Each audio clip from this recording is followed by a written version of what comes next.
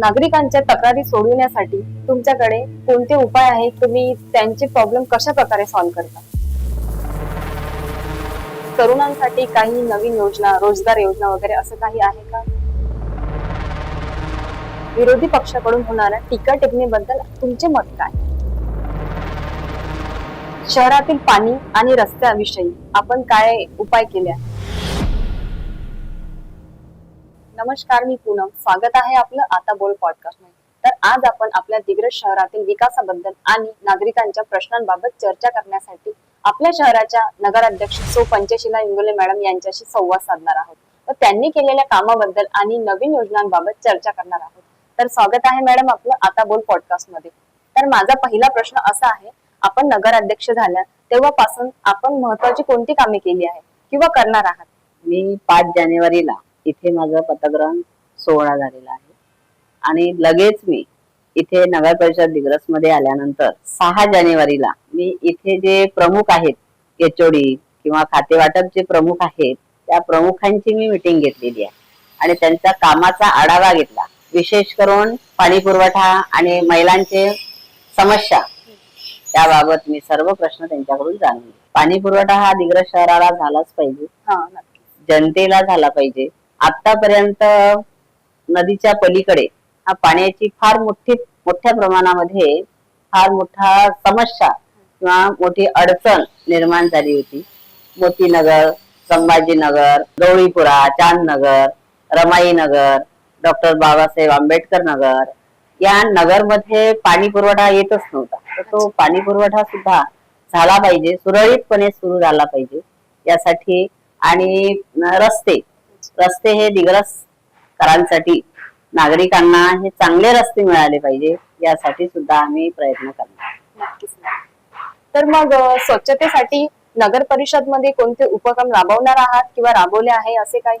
स्वच्छतेसाठी मी स्वच्छता निरीक्षक जे आहेत त्यांना मी बोलवून सांगितलेलं आहे प्रत्यक्ष की स्वच्छतेसाठी घनकचरा, घंटागाडी, नाल्या सफाई, कचरा गाडी हे संपूर्ण गावामध्ये प्रत्येक वार्डामध्ये जाऊन ते साफसफाई करत असतात. नागरिकांच्या तक्रारी सोडविण्यासाठी तुमच्याकडे कोणते उपाय आहे किंवा तुम्ही त्यांचे प्रॉब्लेम कशा प्रकारे सॉल्व्ह करता? आम्ही नगराध्यक्ष या नात्याने नगर परिषद मध्ये या संपूर्ण दिग्रस मध्ये 12 प्रभाग आहेत. प्रचारादरम्यान आम्ही 12ही प्रभागामध्ये जाऊन आलेला आहोत. तर प्रत्येक प्रभागामध्ये जाऊन की आपल्या दारी नगर परिषद तर त्या प्रभागामधले नगरसेवक आणि नगराध्यक्ष आणि तेथील जनता ह्या जनतेचे प्रश्न आम्ही सोडवण्याचा प्रयत्न करणार आहोत. तेथील ज्या लोकांच्या अडचणी असेल कोणतेही संबंध त्या सर्व अडचणी आम्ही जाणून घेऊ आणि त्यावर उपाययोजना करू. तक्रारी आम्ही नक्कीच त्यांच्या सोडवू. तर मग मॅडम, तरुणांसाठी काही नवीन योजना, रोजगार योजना वगैरे असं काही आहे का? नगर परिषद अंतर्गत तरुणांसाठी जे काही सरकारच्या योजना असेल ते आम्ही पुरवण्याचा पुरेपूर प्रयत्न करू. त्यांना स्वावलंबी कसे होतील यासाठी आम्ही प्रयत्न करू. नक्कीच त्यांच्यासाठी जे काही योजना येतील नगर परिषद अंतर्गत त्या सर्व आम्ही त्यांना पुरवण्यासाठी प्रयत्न. शहराच्या विकासासाठी काही नवीन प्रकल्प वगैरे तुम्ही सुरू करणार आहात का? नमो उद्यान म्हणून आम्ही इथे बालोद्यान एक दिग्रस साठी एक दिग्रसला एक संपूर्ण दिग्रस वासियांना एक त्या बालोद्यान मध्ये जाता येईल असा आम्ही हा एक प्रकल्प हाती घेतला. तसेच लोकांना त्याचा जो फायदा होतील असे सुद्धा प्रकल्प आम्ही जनतेसाठी तयार करणार आहोत की जेणेकरून जनतेला त्याचा पुरेपूर फायदा होईल. तर मॅडम, मग विरोधी पक्षाकडून होणाऱ्या टीका टिप्पणीबद्दल तुमचे मत काय? विरोधकांकडून टीका होत राहील, परंतु शहराच्या विकासासाठी आणि जनतेच्या हितासाठी जे काही मला समस्या अडचणी ज्या येतील आणि त्या सोडवण्यासाठी त्यांची सुद्धा मी मदत घेण्याचा त्यांना म्हणजे एक प्राधान्याने त्यांना सुद्धा मी यामध्ये सामावून. तर शहरातील शाळा आणि हॉस्पिटल आणि सार्वजनिक सुविधांबाबत सुधारणा केल्या जात आहेत का?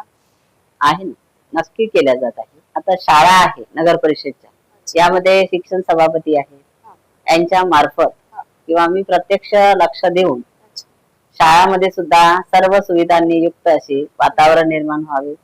तसेच हॉस्पिटलमध्ये सुद्धा दवाखान्यामध्ये एक स्वच्छता असली पाहिजे आणि निरोगी जीवन लोकांना कसं मिळेल यासाठी सुद्धा स्वच्छता निरीक्षक आहे किंवा आरोग्यासंबंधी ज्या काही सभापती आहेत, आरोग्य सभापती, त्यांना सुद्धा मी यामध्ये सामावून घेईन आणि हे प्रश्न सोडवण्यासाठी, शहराच्या विकासासाठी आणि सर्व सुविधांनी युक्त होण्यासाठी मी प्रयत्न करेन. नक्कीच मॅडम, आपले प्रयत्न असेच चालू राहू द्या.